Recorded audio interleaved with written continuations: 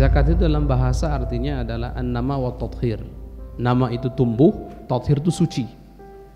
An-nama wa tathhir. Kenapa harta yang dikeluarkan oleh seseorang yang memiliki harta dalam jumlah tertentu dengan syarat-syarat tertentu di waktu tertentu, kenapa disebut zakat? Padahal zakat itu bahasa Arab, dalam bahasa secara etimologi artinya adalah an-nama berkembang, tumbuh kembang, dan at-tathhir mensucikan. Nah, ini ada harta dikeluarkan dengan jumlah tertentu dari harta tertentu di waktu tertentu dengan syarat tertentu disebut zakat dalam syariat. Kenapa? Apa hubungannya? Kan zakat itu namanya berkembang. Loh, secara zahir orang yang mengeluarkan harta akan kehilangan harta. Bagaimana kok disebut berkembang? Secara zahir orang yang mengeluarkan harta itu akan kekurangan, bukan malah bertambah. Ingat, para ulama mengatakan li'annahu atau mukhraj minal mal, karena zakat itu yunammi al-amwal bil barakah, akan mengembangkan harta sebab keberkahan gitu loh. Nah, jadi ini ada sebab keberkahannya.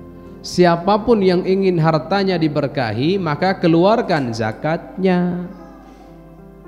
Diulangi lagi, siapapun yang ingin hartanya diberkahi maka keluarkan zakatnya. Karena zakat itu walaupun harta berasal dari hartamu, tapi kalau sudah wajib zakat, zakat itu sudah bukan hakmu lagi, tapi haknya orang yang berhak menerima zakat dari 8 golongan yang sudah disebutkan dalam Al-Quran.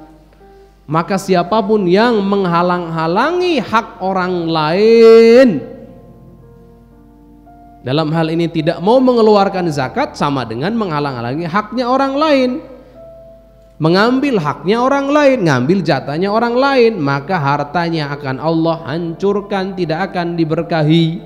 Kebalikannya, siapapun yang menunaikan hak orang lain, dalam hal ini mengeluarkan zakat, maka Allah akan berkahi hartanya. Zakat itu secara zahir memang akan mengurangi harta atau nominal, tapi ingat, dia akan berpengaruh kepada harta yang ada dan akan memberkahi harta yang ada.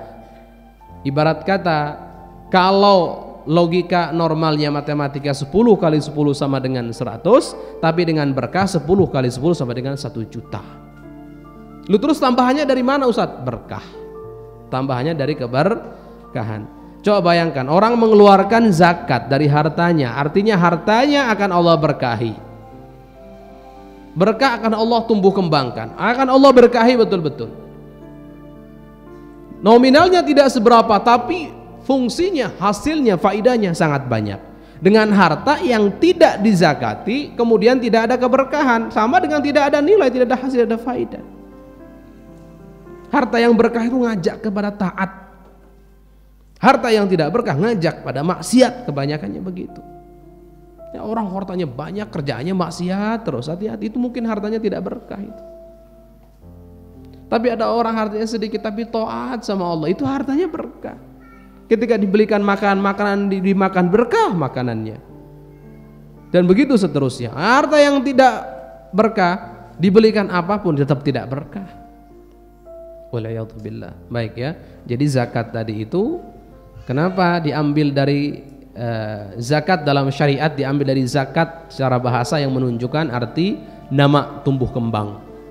Karena siapapun yang mengeluarkan zakat maka sama dengan dia telah membuat hartanya atau telah mengundang keberkahan dari Allah Subhanahu wa taala dalam hartanya.